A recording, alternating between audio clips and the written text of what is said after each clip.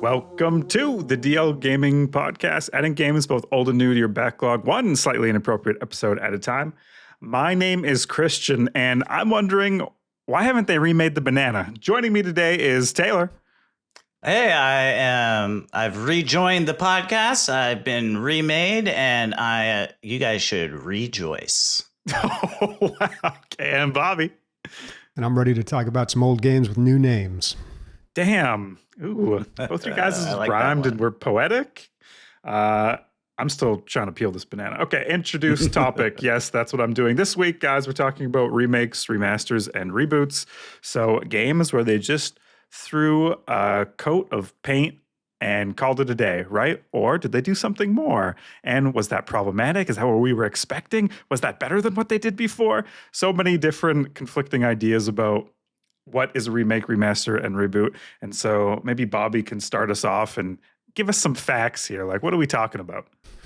What are we talking about? What is a remaster? I love pointless semantics, right? So yes. I found this post on, there's this website, it's like a gaming forum called Reset Era. And there's a post where someone is talking about what's the difference between a re-release, a remaster, a remake, a reboot, a revival, a reimagining, or even a retelling. So he's got some definitions, and a lot of people chimed in with examples of each of these and like what they think each one is. And I feel like the big three that we always talk about are the remakes, the remasters, and the reboots. So I wanted to get your guys' opinion and just see what your interpretation of these words are. Like, what does that mean when something says a reboot versus a remaster? Because I know for me, it's just when I hear remaster, I'm just like, okay, graphical upgrade. Not just graphics, but probably audio as well. But the same exact game for modernization. Yeah, modernized graphics, but not changing the gameplay elements. For the reboot, a reboot implies multiple re-releases. Like they are restarting a series of games, right? It's not just going to be one thing. They're rebooting the franchise. Hey, we're back. Right. We're going to do this, this, and this. That's what I think about it, at least. This is going to be like a series of stuff. Implies another starting point. Like a whole new thing. We're beginning another branch of this tree. Mm-hmm. Yeah.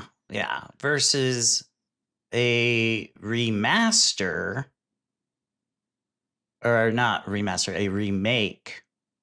To me, a remake makes me think they are going beyond just the graphical upgrades. And right, there's mechanically something. Mechanical changes. Yep. Like what comes to mind is the Final Fantasy VII remakes.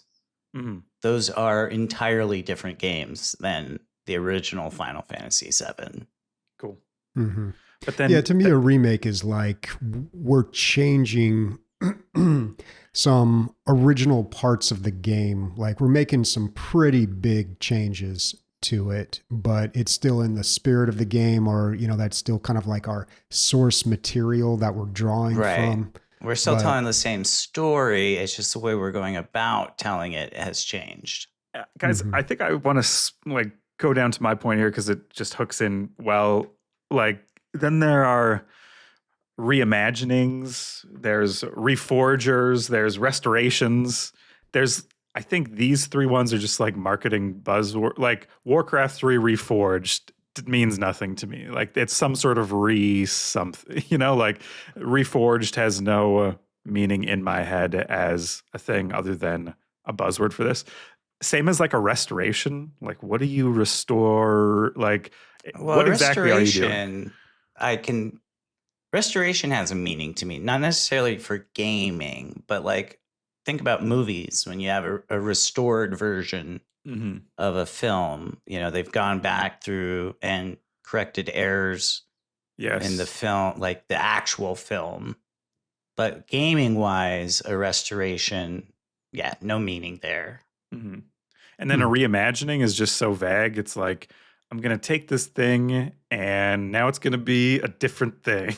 To me, it's like, we're reimagining the whole thing. I don't know. Well, I do like it when they get creative with the name. So I linked something else here as well. It's a post from the same website, Reset Era. They're getting a lot of plugs today. But it's another forum post about someone saying, what are some of the fun names they've come up for games that have been remastered? And just a few weeks ago, we talked about this, and I can't remember what it was. It was a game that I didn't really like, but I remember saying, well, at least they got the name right because it had a good like remake name. Was it the Bubsy one? It might have been. Episodes without mentioning Bubsies. Back to zero. Back to zero. Jesus, this small franchise I've never heard of has been mentioned on every single episode. It's the new Magic the Gathering or Warhammer. Like we just can't get through an episode without mentioning it. This is a Bubsy podcast. Yeah. God damn. But some of the ones in here are Blood Rain revamped. Okay. I like that. Yeah, that one's pretty good. I don't know if this one counts, but Darksiders 2 Definitive Edition. Get out of here with Definitive, dude. What are you talking about? What? No. I don't know that about doesn't that work. One. I don't know. That doesn't work. It sounds like it's too much of a you have stretch. a speech impediment or something. It oh my God, right. the next one, Bobby, of course. Okay. The next one, of course, you're going to love it. Asterix and Obelix XXL Remastered. Because they fight the Romans. Yeah, come on, guys. Come on. I like this next one, though. And so this next one is an example of how they will just throw in front of like whatever, and that will count. So this one is SpongeBob SquarePants in Battle for Bikini Bottom Rehydrated. So rehydrating that sponge. For some reason, this one is more acceptable to me than Definitive. Yeah, that works. Sponges do get rehydrated. Good job, SpongeBob. Yeah. And then the last one I'm going to mention here, I don't know if this was a remastered version. A long time ago, and I'm talking maybe 10 years ago, if you go and listen back to one of those episodes, we talked about a game called Forced. And Forced was this 1 to 4 player co-op game. They were very popular at the time. They were like these top-down like puzzle battler type games. But I kind of enjoyed it for a little while. This was back in the day when Chad was on the podcast. So you know how long ago that was. But they came out with a new version of it and they called it Forced Slightly Better Edition, which I feel like is just like right to the point. And I appreciate that. So yeah, I like it. It's honest. Yeah. It's slightly better. Slightly better. Yeah. Temper your expectations. Yeah. This isn't a reimagining, folks. It's, what did we go over just the other day? Plants vs. Zombies. I feel like Slightly Better should have been there. Slightly Better or Slightly Worse. That should be there too. Slightly worse. That one should have been slightly worse. Yeah. All right, Taylor. What are you mentioning on our huge topic here? So my question is, like, do we even need remakes some of the time?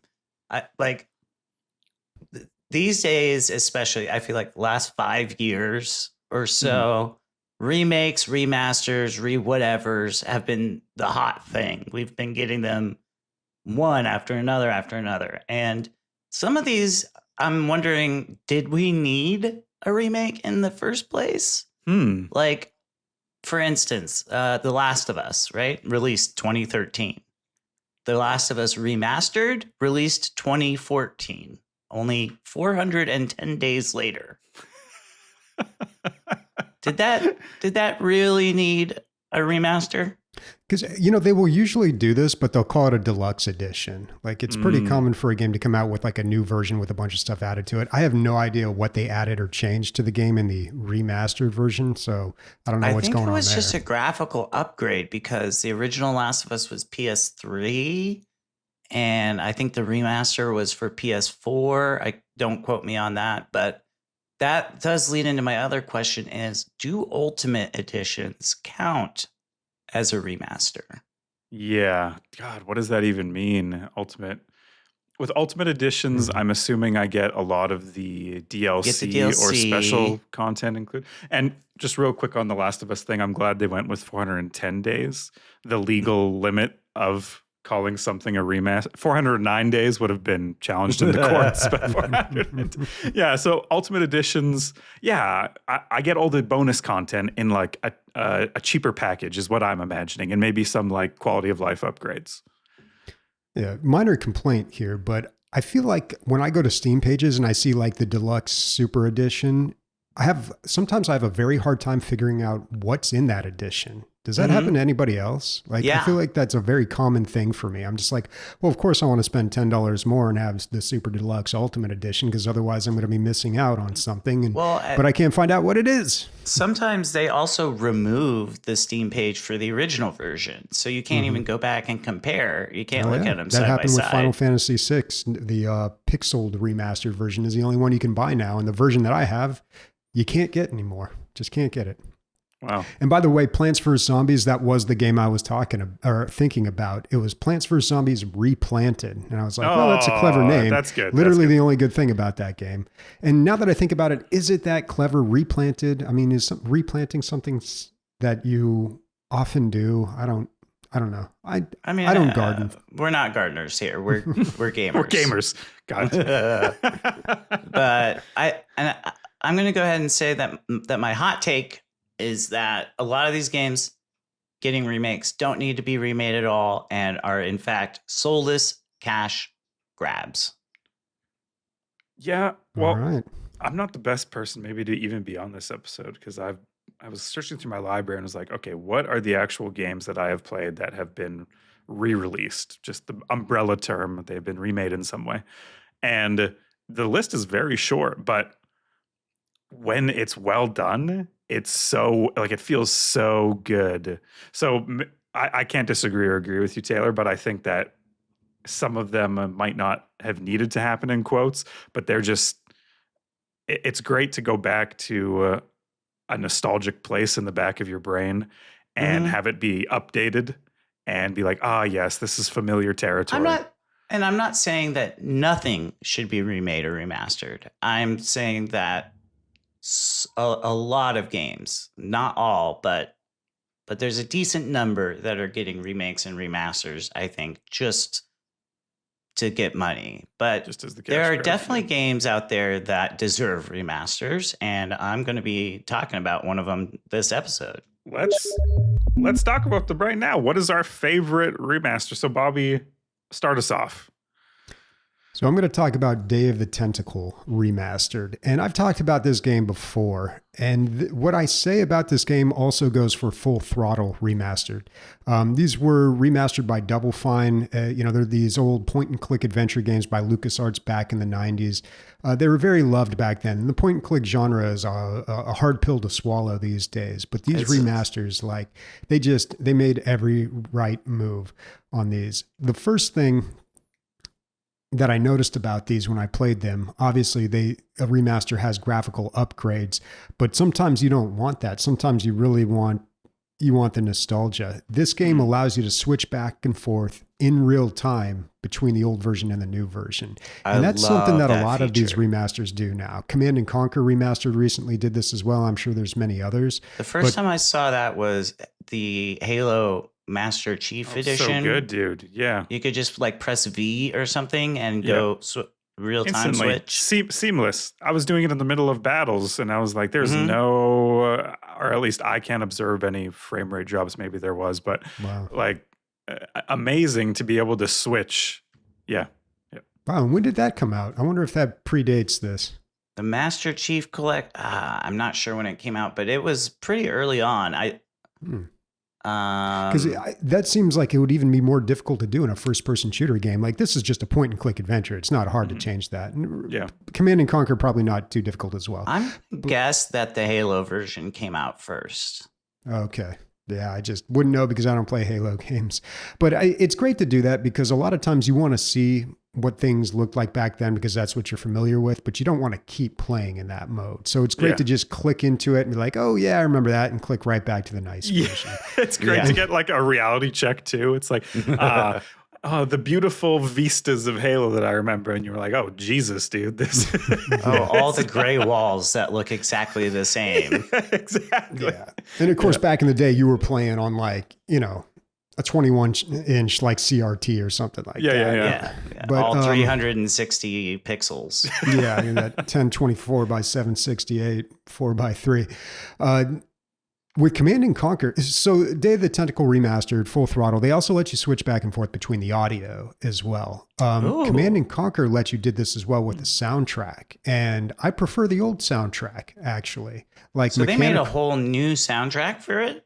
Yeah, if you go to the Command and Conquer remastered game, like they completely made new tracks, but I don't know. I still like the old ones better. But I think the important thing about this game is it made a point and click adventure game playable again. Like it's just, that's a tough genre. And especially when you go back to games, every time I go back to a game, I'm like, oh yeah, this is fun. But like, I don't have the patience to continue on with this. It's just the mechanics are too old. And you kind of suffer through it for the nostalgia. But like one thing that a remaster can do is make those things a little less painful. So you get that same level of enjoyment, but you don't have to suffer through the annoying things. I remember playing these point and click adventures. They were some of my first PC games, and I call it pixel hunting, where you'd have to scroll your cursor across the screen, like almost in a grid pattern, trying to find somewhere you could click. The game is actually Battleship. You're like A2. Damn. But they would hide like the items that you needed to click on, or like, you know, click on this part of the environment to get information. But it wasn't obvious. And so you really had to like examine every picture so closely. Yeah. Well, I think the issue too was back in the 90s, like you couldn't just look this stuff up on the internet like you can now. So if you got stuck, like I remember in the 90s getting stuck in a video game and I'm just like, well, guess I'm not playing that game ever again. Can't figure that out. So hard stop. Yeah, unless it was in a magazine feature or something. Bobby, your interview with Paul Conway, the Spooky Doorway guy from so long ago, when he was talking about what he did to make point and click adventures a little bit more palatable for modern audiences, when he just literally cut the time your character would walk across the screen doing things. He was like, and this is like my contribution to it. And then I played Yes, Your Grace, and Mike, there's my fucking character walking back and forth across the street. I'm like, not in a Spooky Doorway game, you know? Like, we've moved past this. I'm frustrated about like the 5 seconds, but on every scene, it does kind of add up as like this useless time. It does. And yeah, in the Dark Side Detective games, the characters don't even move across the screen. Like you click where you want to go, and then your character is in the next scene, and they have it's like blocking. They have a position that they're in, and that's where they're at, and they don't move from that position. And the Deponia games solved this in an interesting way too. You could double click on like a door on the other side of the screen, and it would just teleport you there and take you right to it, rather than clicking once and then having your character slowly walk all the way over there. But yeah, little things like that, they add up. Yeah. Yep. Okay, Taylor. And what are you bringing to your favorite remastered or re-release discussion? Right. So for me, it's Baldur's Gate 1 and 2 Enhanced Edition. See, look at that. Another term for remasters. Enhanced. Yeah. And these are truly enhanced editions. One, they make them playable on modern machines. The OG games you can play on a modern machine, but it requires mods. And so Beamdog, the developer, came in. Famous Edmonton studio. Sorry, Beamdog. I'm just really? Like a KGB agent being activated. I'm like, Edmonton studio. They're one of my favorites. And actually they're made up of several ex-BioWare employees. BioWare? Another Edmonton, Canadian. Famous Edmonton studio. Yeah. So some of the OG BioWare / Black Isle employees who worked on the original Baldur's Gates and the Infinity Engine games back in, the first Baldur's Gate released in 1998. Wow. So they they came through in 2013 and released Baldur's Gate 1 Enhanced Edition. And that was soon to be followed by Baldur's Gate 2, as well as the Icewind Dale games and Planescape Torment. So all the Infinity Engine games. Except, weirdly enough, Icewind Dale 1, the source code for Icewind Dale 1 was lost. So they were not able to make an enhanced edition. The only version that exists is the OG. God, I used to live in Edmonton, which is why I have to be activated when these studios are mentioned. I bet you it's in like on a floppy disk in the River Valley somewhere. Just it's like in some thrift store at the back. I'm not sure, if this is true or not, but I've heard that data, like keeping data for the future, was not as much of a concern back in the 90s, like data preservation. So it could just be that it wasn't something that they were worried about. Like once it's gone gold, and once the game's gone gold and we've released it to the world, that's it. We're done. We don't need to keep these builds, especially since storage was at a premium back then. Getting a gigabyte hard drive in 1998 was not cheap. That should be the real. Every year Edmonton does this find like the radio station. So it was this scavenger hunt and you win like $10,000 if you follow the clues or whatever. What the real scavenger hunt should be, find the original code, right? I feel like they always turn up at garage sales. Like somebody finds them and then like posts about them in a forum, and then like Blizzard jumps in and like, we need that. It happens with movies too. With their helicopters. One of my favorite, like So Bad It's Good movies turned up that way. It was, I don't know if you've heard of it, but it is called, I'm blanking on the name, The Miami Connection. And that was found, one of the people at Alamo Drafthouse was browsing eBay and saw the 35 millimeter film print on eBay for this film that released in like 1982 and had only ever screened in 6 theaters, and was never released on home video. And just bought this film reel and then screened it, and it turned into a whole thing. And now there's DVD copies. They do midnight showings. Anyway, sidetrack. Sorry about that. That's all good. A fascinating piece of movie history, and it made Bobby smile and nod his eyes. They just re-released that episode on How Did This Get Made too. So it's very fresh in my mind. I love that movie. But back to games and Beamdog.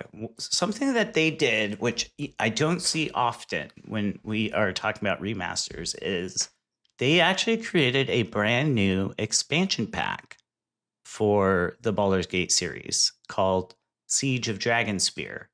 So not only did they remaster the games, but they created new content, and this expansion pack is a full-sized expansion pack. It's not just like a DLC. It is old school style. You get 10, 15 hours worth of story and gameplay out of this thing.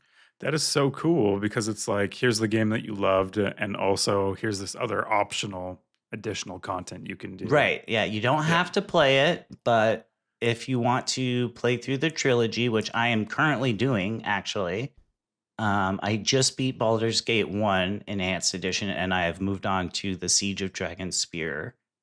And so without having finished it, I can't speak to the full story. But so far, it is doing a great job of kind of bridging that gap between the two games. Mm-hmm. Like, you beat Baldur's Gate 1, you kill the big bad guy, credits roll.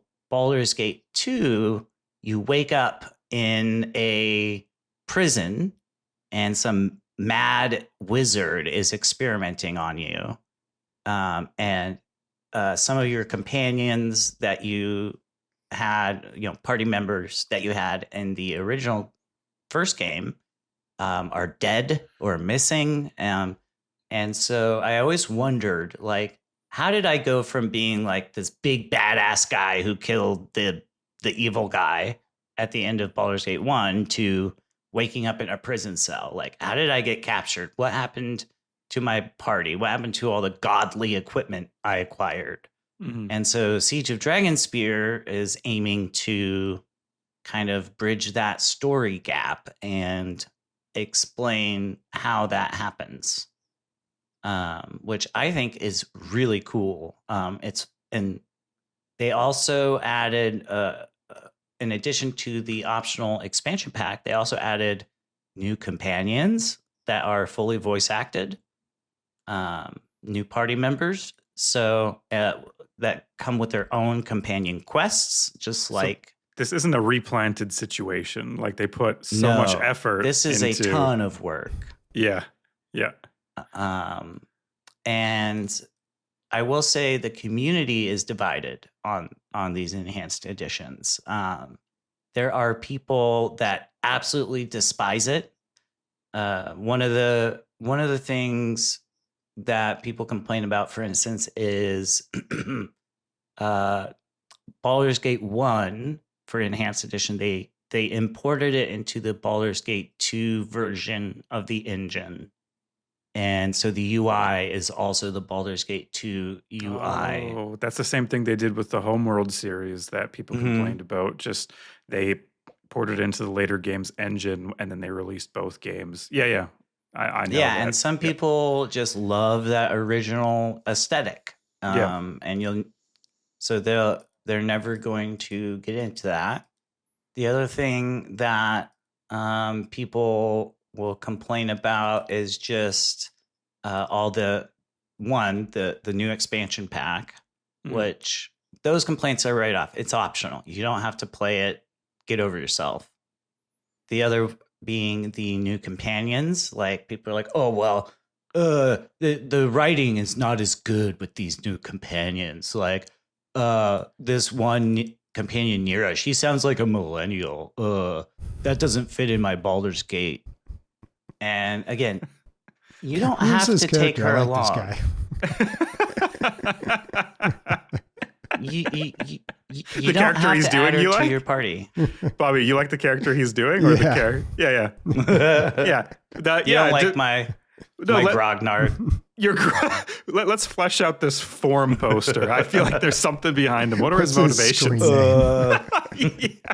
Yeah. Come on, guys. Like, I like my Baldur's Gate pristine and original. Yeah. But I do think the community as a whole has kind of come around to it. But these are my favorite games of all time. I have probably put the most hours into this series of any game I've ever played. I replay them every couple of years, kind of like Bobby with his Jedi Dark Forces. So for me, the enhanced editions were amazing. The other thing that they did was they ported it over to mobile, so you can play it on an iPad or your phone. Although if you're playing a CRPG on your phone, seems difficult. That's not a good experience. I don't know what you're doing that, but hey, more power to you.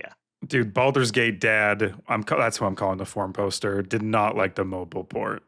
On phones? Get this out of here. Yeah. But the last point I want to bring up is the modding community. So when they did the enhanced editions, they made it really easy to for the modders to, I guess, modify their mods to make them compatible with the new enhanced edition. And so as a result, we have over 20 years worth of mods, and this modding community is still active. That new mods are being made every day. And I can't play without them these days. So my current run through of the trilogy that I'm doing now is heavily modded. I actually took there's something called the Baldur's Gate Trilogy mod. And what it does is it takes Baldur's Gate 1 Enhanced Edition, merges Siege of Dragonspear into it, and then merges both of those with Baldur's Gate 2 and its expansion pack. So it's all one seamless game. You don't have, you just load into the one game, and as you finish one, it seamlessly starts the next. You don't even have to go to a menu. Like, and then the world map, it is all merged together. So it's one giant world map and makes it That's my so dream cool. to do that with the Paradox titles. We'll start off like there's mods that where you end off in Imperator Rome is where you start on Crusader Kings 3. Where you end in Crusader Kings 3 is when you start for Europa. When you end in Europa is when you start in Victoria 3 because all the start dates are matching each other. They kind of, they all line up. Yeah, so you're playing one big game across 4 different games. And then, there's even the Hearts of Iron one too about World War.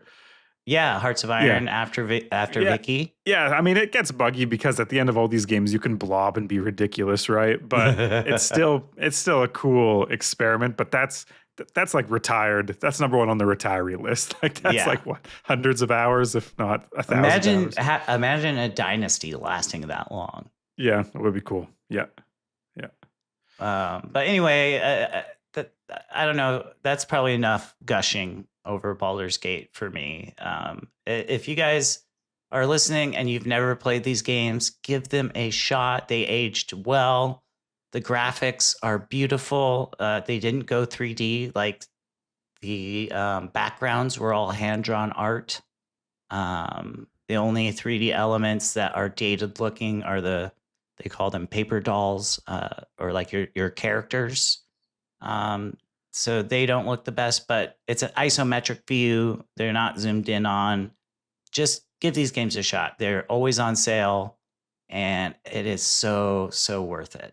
Cool. By your speaking here, I mean, even I'm intrigued. I'm like, should I? And I would never, I can't even get through a game of Baldur's Gate 3, Divinity Original Sin 2, let alone these older ones. And these are very different.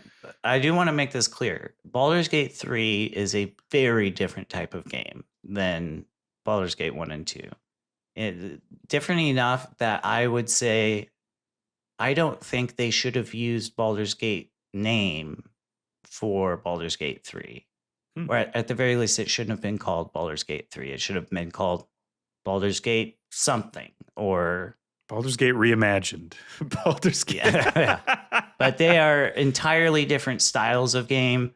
The Baldur's Gate 1 and 2 are real time with pause, not turn-based, for instance. So if you liked Baldur's Gate 3, you may like the originals, but if you couldn't get into Baldur's Gate 3 and the Divinity games, I encourage you, give these originals a shot. They're very different experiences. Interesting. Okay, cool.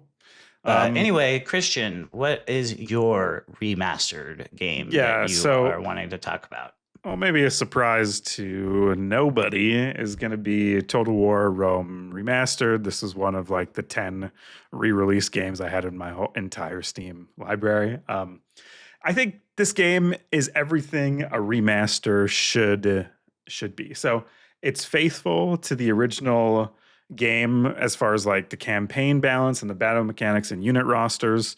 So you get that dose of nostalgia. You're like, yes, honey, I am home.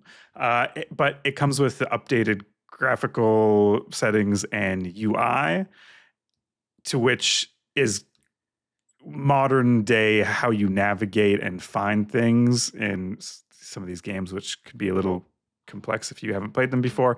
Just streamlines. Total War is notoriously hard to navigate. Yeah, well, yeah, I think hard if you haven't played any of these games before. Initially, there's a little bit of a learning curve, but with the modern UI that they've released for Remastered, I think anyone can play. This game is super accessible for a wider audience of people, and I think that is a good thing. They avoided the Homeworld Collection pitfall. Homeworld Collection is the re-released version of Homeworld 1 and 2. In this re-release of the Homeworld games, they balanced Homeworld 2 they balanced Homeworld 1 to Homeworld 2 because they wanted people to play multiplayer battles between Homeworld 1 factions and Homeworld 2 factions, which means that they actually rebalanced the whole campaign of Homeworld 1. Now, so they didn't separate the balance changes from single player to multiplayer? No, and that like Homeworld 1 and Homeworld 2 are different games, and they both have positive things about them, but if you are releasing a remaster of a game and you are changing all the mechanics of the base game, I feel like people were understandably, I think, pretty upset. Like at that point, why not make a new game? Well, they tried. I guess they eventually got around to Homeworld 3, and maybe they missed the mark a bit there too. But for the Total War Rome Remastered collection, it also comes with the 2 DLC, so 2 separate games. Rome Alexander, which of course follow Alexander the Great's time through conquering the world, which are completely different mechanics, and also Attila. So the invasion of the Hunnic tribes into Europe in the late part of the Roman Empire. And the mechanics of these games are separate from the base Rome Remastered, but they released all 3 in Rome Total War Remastered without it affecting each other. You know, they didn't use the updated Attila engine, which is, I guess, the latest game of these franchises, and change the base settings of Rome Total War to have the mechanics of Attila, right? That would be ridiculous. Why would you do that? Then I would be like, honey, I'm not home. Honey, I'm in Attila. Honey, Attila shrunk the kids.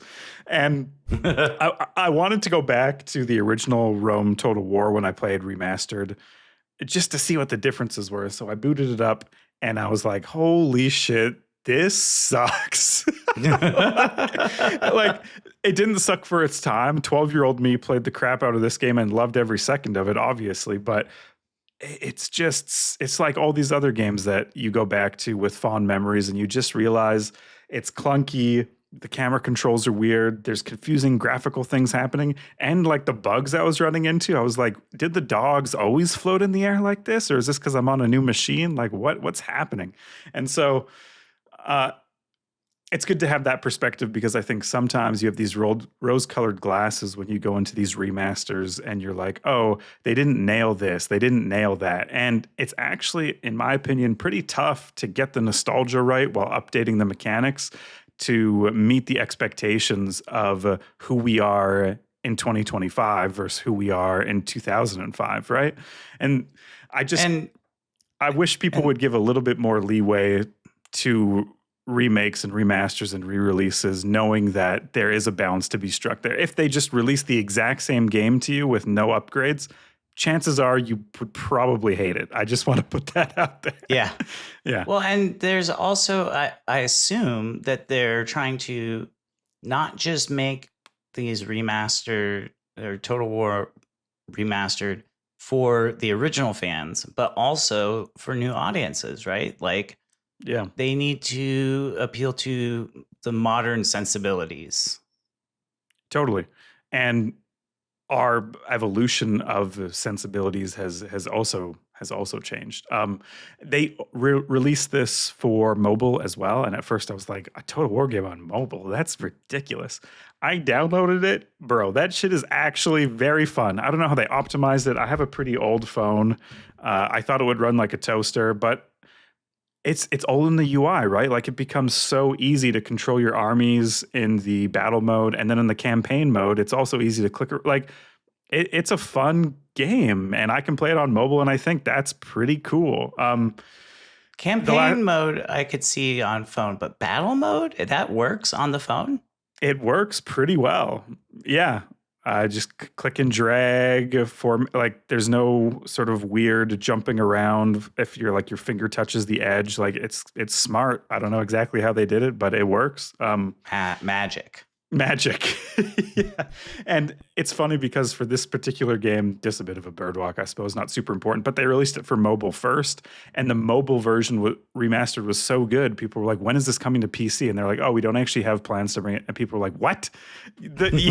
You did everything awesome on this mobile version. Just put that in PC. And so they eventually did release it for PC and people were excited. And the reviews on Steam, I think, reflect a happy audience of, oh, you got this right. It's nice to see that you took the time to get this right. The greatest thing, of course, they added, which Taylor touched on, and I'm sure is like a golden standard for all re-releases of games, is workshop support or easy mod support. So I already have, like thousands of hours as a kid. Maybe thousands is crazy, but a lot of hours in Rome Total War. And so I go back, I'm like, oh, they did a great job, but now I want to explore the mods. And the one-click modding support for these remastered games, I mean, that's the best thing in the world, right? like it's like, honey, I'm home, and now there's turkey waiting for you on the countertop. That's a horrible allegory, but it's like there's all this extra stuff available to you so easily to enhance your experience playing this game. And I just really appreciate that because a very traditional relationship going on with your video games. Right, yeah. They better have that turkey Christians done in the by the time I get home from 1950s. work. I don't want a foot rub. Yeah, the house should be clean. I'm glad you brought this up, though, because I want my turkey dinner, and I also want Total War Rome Remastered already running when I get home. Yeah. Don't even want to have to launch it. Put it on the Julie campaign. I'm glad you brought up the whole like mod support, because the remakes, remaster, reboot universe is very closely tied to like the community and the modding community specifically. Like a lot of times these things come about because of mods or are heavily influenced by mods, which I think is mostly advantageous because people know what they want, and like you can tell what they want by the types of mods that they're creating. Yeah. Yep. Sometimes they even include mods in the remasters. Totally. Yep. Like the Baldur's Gate enhanced editions included community bug fixes that were like a mandatory mod for your OGs. They just straight up included that in the enhanced edition. That's cool to see. Yeah. Yeah. And they should be made in tandem with the existing community, because those people are the most likely purchasers of the re-release of the game, right? Like it would be weird if like it broke everything. There was no modding. Like obviously you're launching in the Steam of negative reviews and no one's going to see the light of day of this. Well, and that's probably also a potential challenge that you get when you remaster a game is losing all those mods. Like, if it's not specifically designed to be able to work with existing mods, when you buy a remastered game, all those history of mods now probably won't work. Yeah. Another point of respect to people trying to make the re-release. I hate when I see like a 20-year-old game re-released and like the comment is like, they didn't get it, like blah, blah. I'm just like, dude, like, come on, like there's a craft to this. It's not as simple as you might think it is, right? It's Baldur's Gate Dad again, back at it. Baldur's Gate Dad on the forums. Yeah. Oh, this voice actor, so and so. Yeah, the voice actor's bringing that dead. Character into my improv class, Dan. That's good.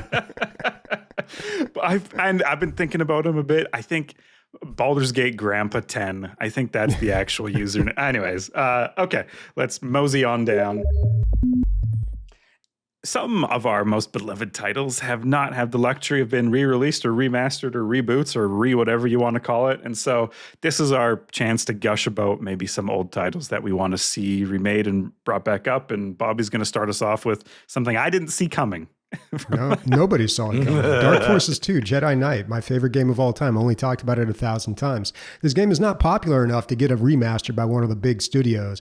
Nightdive Studios, I'm looking at you. This is all on you, man. If anybody can do it, you can. But they haven't yet, and I don't know why. They did the first Dark Forces. Why not the second one?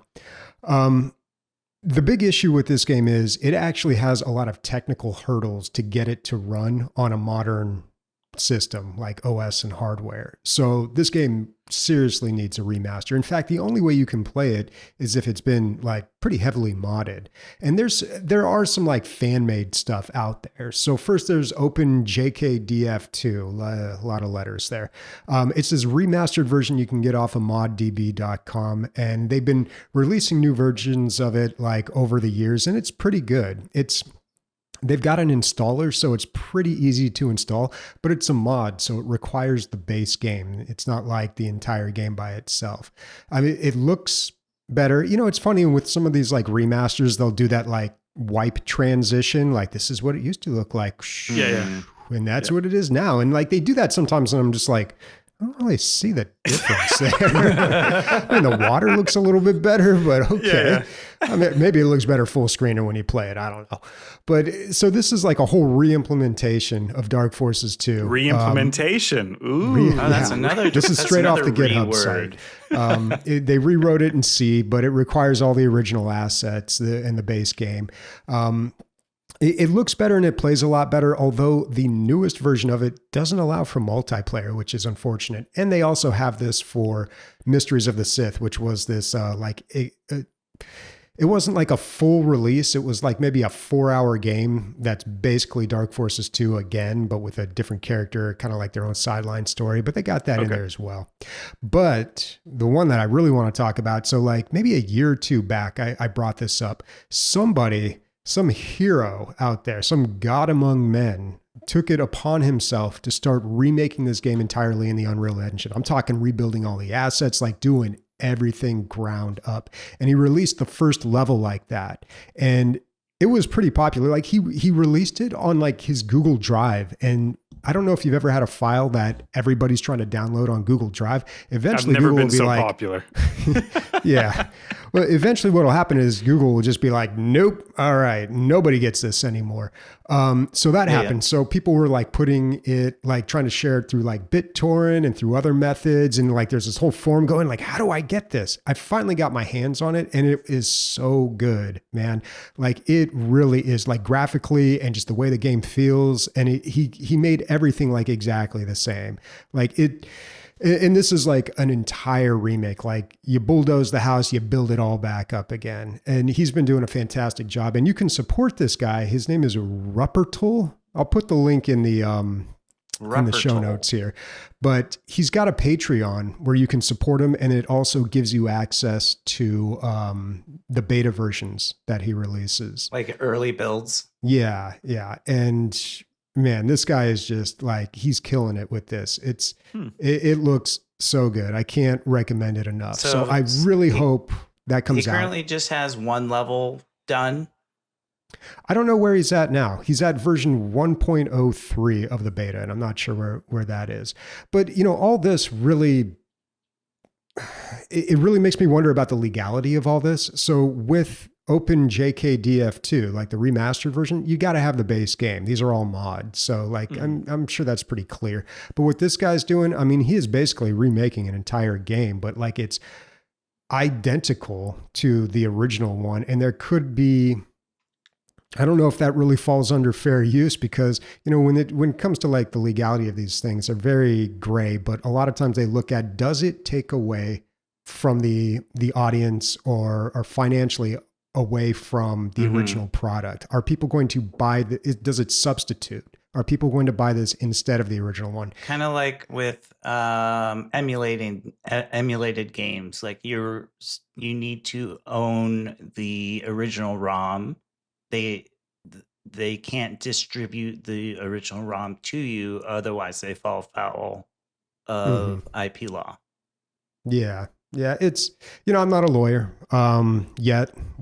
But Jesus, Bobby's about to sue us. It's about to get real litigious here, but I don't know like what the legality of this is. It would break my heart if it got like shut down, because sometimes that does happen. Somebody will make this killer remake or reboot or whatever, and the person or the company that owns the franchise will just be like, no, can't do it. And I feel like he's on reasons.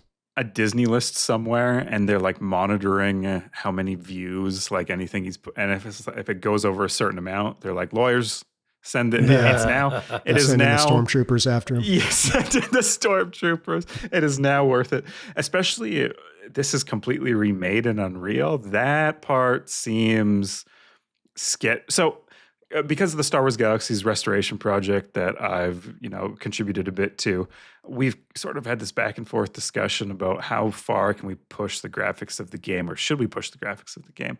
And there was someone remaking Star Wars Galaxies in Unreal, and it looked amazing. And he posted a video, it got all these views, and then like the next day he got shut down by Disney. So I think they're you don't want to look too good. That's the lesson here. Yeah. Especially if you're remaking something in a modern engine. But if you're not doing that, if you're like the JKDF2 team, I feel like it's advantageous for Disney because they are keeping you in the Star Wars ecosystem, right? Right. Well, plus you still got to buy the game for that to work too. So right. Okay. Copies. That's a decent point as well. But even if they weren't selling copies, like got the mind share. For Star Wars Galaxy's restoration, you don't have to own a copy of the game. You just download it for free, and everything comes on the website. And I think because nothing is speaking to fans right now, they get to keep you for free, right? What are the chances if you're playing Star Wars Galaxies that you pick up the newest Star Wars game and play it for a while? I think higher than if you weren't in the Star Wars ecosystem. So in that way, it's advantageous. But yeah, you look too good. And it's not like Disney's making a new Star Wars MMO. No, but they have an old one, right? I mean, Star Wars Knights or the Old Republic is still. the Old Republic is still running. But I think they sold it off to some other. They still own the IP. Yeah, they still own the IP to it. So I think they do the arithmetic on, are you. It's worth it to keep you there because you're going to purchase future Star Wars games.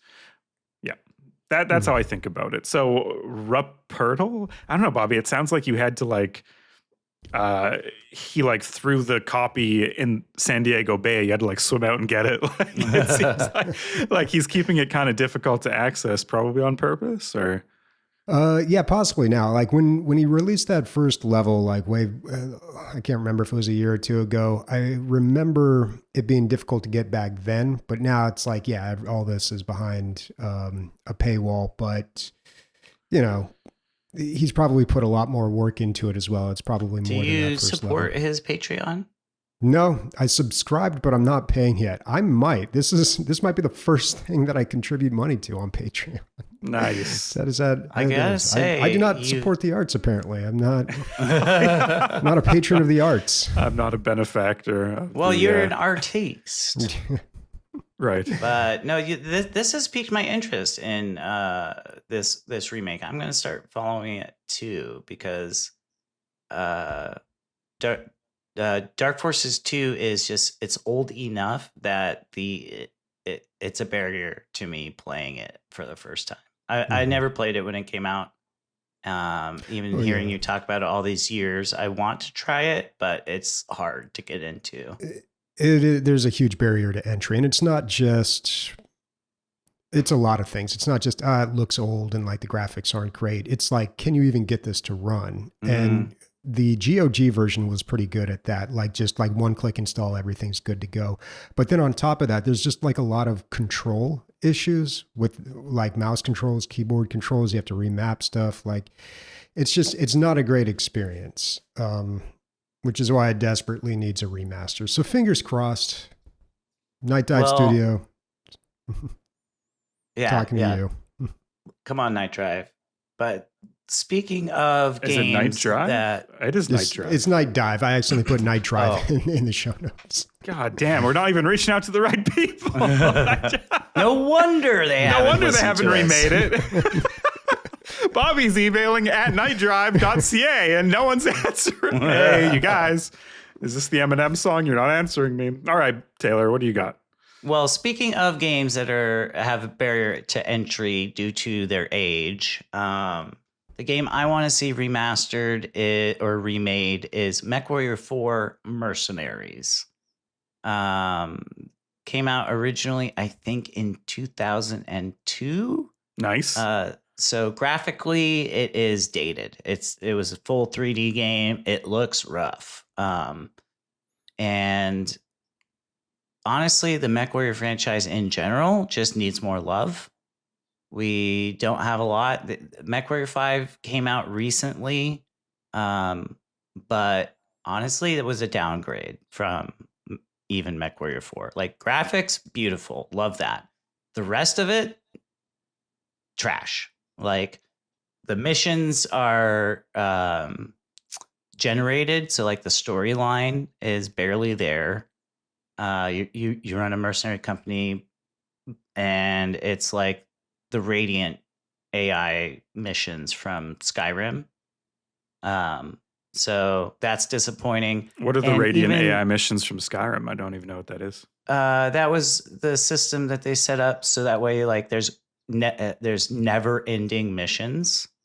So it will, once you finish one of these missions, it generates a new one for you to do. Got it. So you never run out of quests. Always be questing. ABQ. But they're not high-quality quests, generally. Yeah. And the other thing with Mechwarrior 5 is even the mech lab, where you customize your mech, is a big downgrade. It's so simplified. It's even more simplified than Mechwarrior Online, which came out in 2013, much less Mechwarrior 4. So I want them to remake Mechwarrior 4 and show everyone how good a Mechwarrior game can be. And maybe we can get a movement going, like a new fan base for the Mechwarrior games. Let's bundle this in our request to Nightdive Studios. I feel like let's just send them one email. Here's 4 games we want you guys to remaster for us. And by the way, you needed to have started this yesterday, so get on it. And what's interesting too with Mechwarrior 4 is anyone can play it because it's abandonware. You legitimately cannot purchase Mechwarrior 4 Mercenaries. The link I included in the show notes goes to myabandonware.com. So nice. Anyone who wants to give it a shot, just if you're willing to try and deal with these outdated graphics, it's free.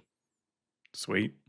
Cool. But I don't know. I just would love my big stompy robots to be That's all we want. That's all we all want. That's all any of us want. We just want our big stompy robot. It's not too hard to ask. Come on. What I want is to beat Bobby in 4K. That is my deepest wish. And what I'm talking about is Star Wars Rebellion, because there hasn't been a good Star Wars grand strategy since the release of this game. Star Wars Empire at War was fine. It was cool. Okay. It was okay, but it wasn't asynchronous in the campaign. Like, the Rebellion is supposed to be these smugglers that use hit and run tactics, hidden bases, and the Empire is supposed to be the law. And I feel like Star Wars Rebellion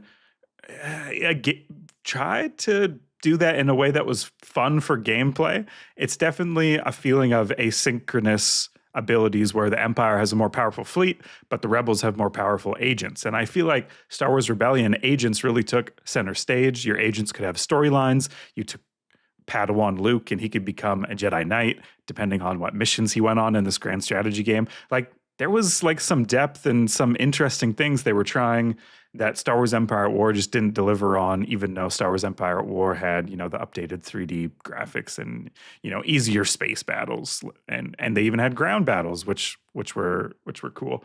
But it didn't scratch my grand strategy itch. And if you had to twist my arm, I'd say you could give me a Star Wars Rebellion 2. Like, this doesn't have to be a faithful remaster remake. It could be a reboot. It could be a reimagining. It could be the second number in a series. Sequel. It could be a sequel, yeah. But I desperately want this type of. I want a 2-player head-to-head grand strategy Star Wars game. I don't think I'm asking for the moon here, guys. It's right. Wait, that's no moon. Anyways, there is a 25th anniversary community mod, which I didn't know about. It released 2 years ago. It adds updated graphics to the 3D battles. It has 200 new planets that might spawn in your systems. There's new portraits and descriptions for agents and events, and most importantly, UI changes. Because if you go back and you play Star Wars Rebellion, you go, what the hell is this UI? They literally have C-3PO or the Imperial equivalent, I forget the numbers that make that robot's name, as like a helper. It's like, C-3PO, help me find where my fleets are. Is C-3PO. it like a Star Wars Clippy? Yeah, essentially. Pretty close. Yeah, totally. And C-3PO can run he can automate some of your like industry or shipbuilding, which is useful if you end up, controlling a lot of planets, because just navigating the UI is really difficult in this game. So I'm excited that they have UI changes, other various small community fixes as well. And I'm thinking I need to play it. Like when I was doing research It sounds this episode, like it. Yeah, You should play it. The updated. Well, what would be great about a remake of this game? I believe it was released before the prequels, so I don't think it has any prequel characters in it, does it? They take characters from the extended universe, which I was surprised to see. They have Grand Admiral Thrawn in there. They have the Nograi. Yeah, Mara Jade. Like a lot of stuff from what was that series about? Heir to the Empire and the other two books. Yeah, which was Outbound Flight. Very popular back then. But I don't think they have any prequel characters in there. And there's so many new Star Wars characters they could add to a game like this. Yeah, totally. Of course, I don't know if it lines up to. Imagine getting agents from Endor in there. Oh, what? Cassian in my rebellion. Yeah, that would be awesome. Yeah, cool. Yeah, that's a good point. I really hope someone is working on this and just we haven't heard about it. I hope that every year. I'm like, oh, I wonder if some team out there is working. That's what you Star ask Wars Santa for every year. Santa. Yeah. I sit on his lap and I whisper into his ear, give me Star Wars Rebellion too. If anyone is out there and wants to play this game with the 25th anniversary mod, apparently they fixed some multiplayer connectivity issues that could sometimes crash the game or make it unplayable, which really unfortunate that would happen because obviously game is a huge time sink. But if you're out there and you're interested, yeah, I'd love to give this a go. And I think the game really shines in multiplayer. So yeah, let me know. Let me know on Discord if you want to do that. Speaking of our community, Bobby, who are we shouting out this week? Oh, same person we shout out every week. Thank you, Truthbringer, our executive producer, for supporting us. We appreciate it. And I think Taylor wanted to give a special shout out for someone as well. Yeah, I just wanted to shout out to our community member, Nyanko. Thank you, Nyanko, for always giving such thoughtful replies to our weekly community discussions and even beyond those, just in general, on our Discord. You always go above and beyond in your replies. You include screenshots, and I love reading what you have to say and the way that you always start up conversations. So thank you, Nyako, for being a shining example of a community member. And he's not just good online, folks. When me and Rianne had our honeymoon, we went to the Netherlands, Belgium, and Paris. And Nyonko, sorry if I'm doxing you here, he lives in Belgium. And so when we were in Belgium, I was like, hey, let's meet up. Let's just like grab a beer or bite to eat lunch. And it turned into like a 4-hour tour of the city he lived in. He was like, oh, this is when the emperor oh, did you know this building? You like give me all the facts. Blowing my mind away. Took us to a chocolate factory. I mean, you couldn't ask for community members like that, right? Like, how special is it that this connection is made, and that I've benefited from Nyonko listening to this show just directly and personably, like materially, like I got an awesome tour of his hometown. So anyways, I really appreciate that. I appreciate everyone who's a part of the community, but really special when, someone can give you that sort of experience as someone who makes this every week. It's a cool feeling. So yeah. All right. Well, on to our listener questions and corrections. We had one we missed from, I think, 2 episodes ago from YouTube. Username Marcoa7263. This guy's on the Baldur's Gate forums for sure. Jurassic Park 5 out of 10? Jeff Goldblum is the worst part. Outrageous. I think these might be from comments that I've made. This may or may not be from comments I've made before. Directed at you, yes. I just don't get. I don't know. I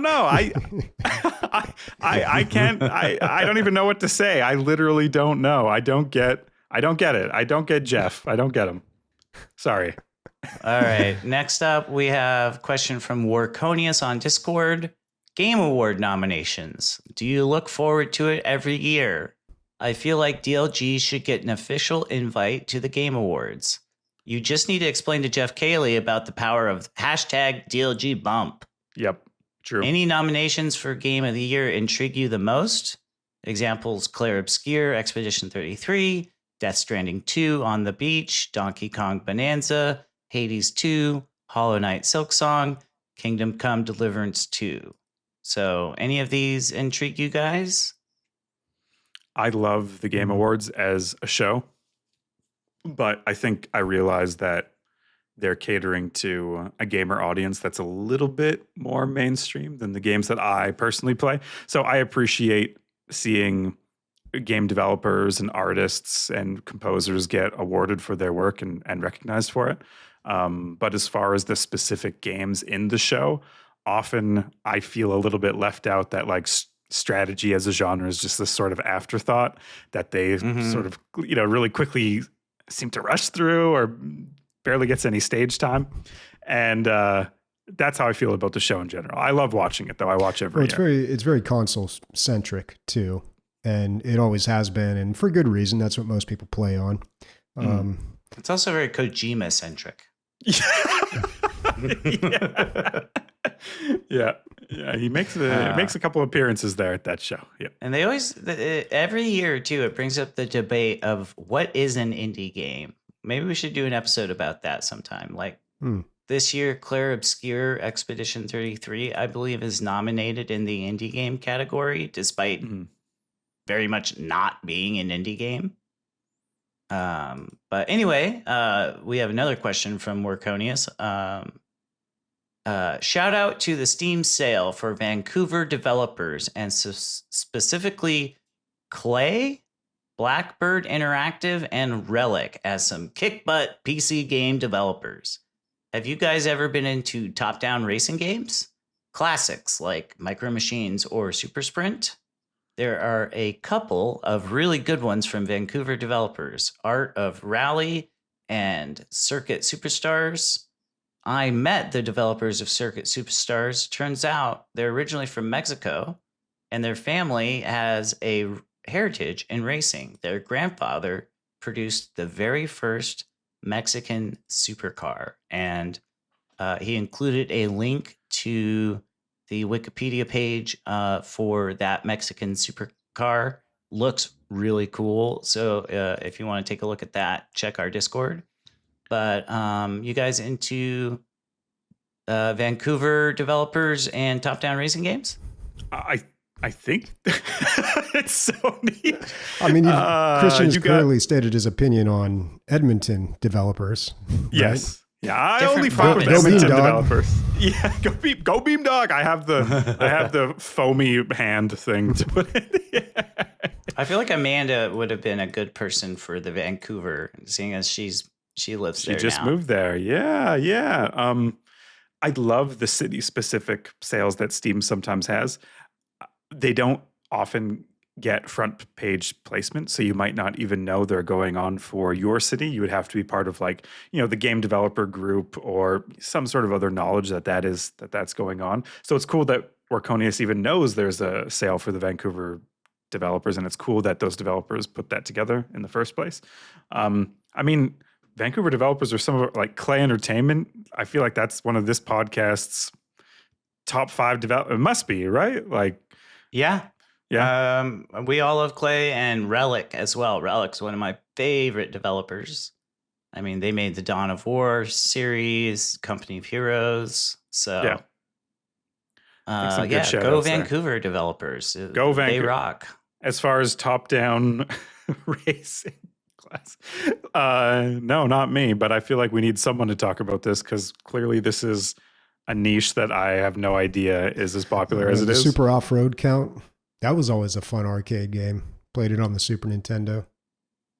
I don't know that I've ever really played any top-down racing games, so a bit of a miss on answer there for you, Warconius. Maybe try asking people who actually play top-down racers next time. Is Tron a top-down racer? Oh. Maybe Baldur's Gate Dad has some opinions on that. Snake. Yeah. We need to reach out to this Baldur's Gate Grandpa 10. Yeah. Actually, top-down racing games, they actually should only be played on arcade machines. Playing them on PC is for the millennials. Yeah, the millennials. I like that as just the general. And then we have a question here from Scram that is more of a statement, but Scram says, Black Mesa is one of the best remakes out there. True. And they didn't even have to demean themselves by putting a reword. There's no reimagined or reboot. It's just Black Mesa. Yeah, they didn't even need the help of putting Half-Life in the title. Or maybe they weren't allowed to put it in the title. I don't know. Yeah. But yeah. Yeah, because this was not developed by Valve. Black Mesa was a fan project. Yeah. Yeah. Started out as a mod way back in the day, was in development for like over a decade, and then eventually like they released it on Steam as its own game called Black Mesa, and it is fantastic. I played it the first time before it was even finished, and the game just kind of stopped once you reached the alien planet, and I was like, oh, well, that's disappointing. But then I replayed it again when they finished the entire game, and it's just an incredible the alien experience, top to bottom. So good. And one of the best out there. How lucky will we be that Half-Life 3 is going to be announced at the Game Award? I don't know. Have you guys heard about this rumor that's coming around? I've heard the rumor, but I feel like that but rumor you can only comes play it on a every Steam year. machine, though. That's the catch. the GameCube. The GameCube exclusive. God. Yeah. I would love it if they were just like Half-Life 3 only on mobile. Dude, Baldur's Gate Grandpa 10 would lose his fucking mind, bro. And most people would too, to be fair, not just him. Okay, I'm going to do the plug. It's Nick's DLversary. November 24th, 2020 was Nick's first episode with us, and worth mentioning because Nick says that in January, he'll be back as a regular guest on this show, which is exciting. We've had a hole in our hearts for Warhammer and lies. And falsehoods. Fibs even. Yes. Fibs, tall tales, the whole bit, guys. Yeah. So, if that ends up panning out, who knows what life will throw at Nick, but it would be really cool to have him back. And I think everyone would be excited to see him. We miss him. Yeah. Hopefully the listeners do too. Yeah. Yeah. Okay. Do. My name is Christian. Joining me today was Taylor and Bobby. Tune in next week because Taylor takes control. He's taking control. He's going to play Control, and he's played Control. He's going to talk about Control. And I know nothing about this game. I think it's an FPS. What is it? Just top level. It's an FPS game where you get telekinetic powers and you're in a creepy old building. And you're taking, I understand. Cool name. Playing us out this week is Homeworld Remastered, the Tyrannic Raiders. If you know, you know. Goodbye, everyone.